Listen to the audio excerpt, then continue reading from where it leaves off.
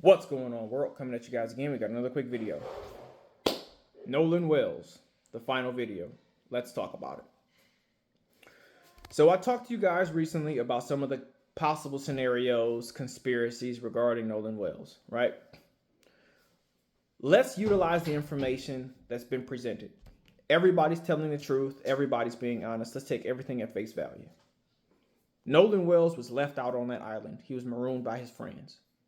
The interview during Officer Tatum's investigation with one of the friend specifically stated they left Nolan to go hang or to go pursue a girl. That was his words. They left Nolan.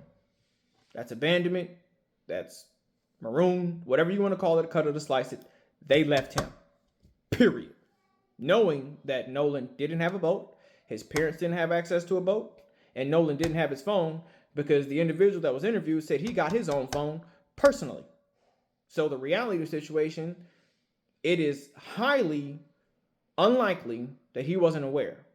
Now, a secondary measure is that video that was out talking about, give me my effing phone. Was that Nolan saying, give me my effing phone? Because if that was Nolan saying, give me my effing phone, then Nolan refused to get on the boat that had the bilge pump problem and wanted his phone. And they refused to give him his phone. And so then they left him there and stranded him out on the island because he didn't want to mess with the boat. Again, you can be friends with white people, but the moment that you don't follow the narrative, they become vindictive and malicious. It is fucking snap decision, right? So the person that was interviewed has already said that they left Nolan. That's out the words out of his own mouth. And he said it to go mess with a chick. So they left him. 3 boats, 30 people, 29 people came back. Nolan was the only one who was left there. When you go look at the chick, Katie McCormick, I believe that's her name. She said she had a conversation with Nolan, didn't go anywhere. She turned around and left him to be of his own accord. That means that Nolan was left out there stranded with no phone, no support, no help. For how long? Nobody knows. From there, we know for a fact that allegedly Nolan's phone, some of his messages and Snapchat and stuff got deleted, which is completely weird, right? Because who's 18 years old, already has social media presence, goes out for a 4th of July holiday boat trip, and doesn't make any pictures or videos or upload anything to Snapchat. I mean, his mother is clearly on Snapchat or TikTok or something. So, I guarantee you that's a major influence. So that's a red flag. And then the fact of the matter that the individual said that he didn't know where Nolan's keys were when they were sitting on top of his Xbox. What 18-year-old that has an Xbox doesn't play it? Did anybody do any investigation to see when's the last time he played his Xbox? When the last time he logged into Xbox Live? When the last time his Xbox was utilized? In correlation to when Nolan got on the boat and dropped those keys off, to when they came to pick him up and he said he couldn't find them. And then it took some female came out, said, I know where those keys are. Those keys are on top of the Xbox. And then he went back into the house, into his room and said, oh, here they are now. Why did all these kids get lawyers? Allegedly. Before they contacted the parents, allegedly. And before they contacted law enforcement, allegedly. The reality situation is,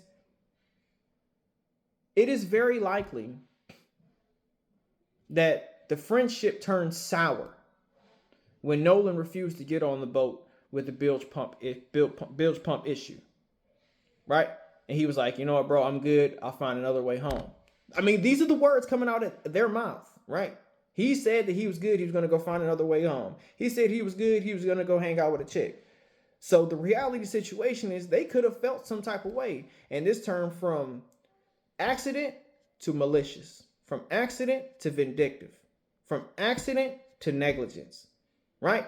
It could be that small, short period of span. Where's the lie detector test? Where was no lie detector test done on the kid to say, hey, when Nolan told you that he was going to go with a chick, did you resent him for that? Did you leave him on purpose? Did you not give him his phone on purpose? You know, the reality of the situation is they're supposed to have been knowing each other since elementary, right? So how do you leave your friend out there, even if he was going to chase a piece of tail? It doesn't even add up. It doesn't even make sense, right? Because at the end of the day, it wouldn't have taken you 7 hours because they left at 4. 11 o'clock, Coast Guard was notified or the mother was notified. It wouldn't have taken you 7 hours to check on your friend to see if he made it off the island. And at the end of the day is, you knew you had his phone, right? Somebody knew because apparently, you know, everybody was there handing phones back. There was a phone left. You know, the reality situation is you had your phone. You could have called Nolan's phone. Oh, his phone's still on the boat. Whose phone is this? Call Nolan's phone. Okay, everybody here but Nolan. What? That's 4 o'clock, 5 o'clock, 6 o'clock, 7 o'clock, 8 o'clock, 9 o'clock, 10 o'clock. It took 7 hours to figure out whose phone it was. This is why I don't buy it. This is why I said before. Not all skin folk are kinfolk. And not all white people, you know, can be reliable or trustworthy.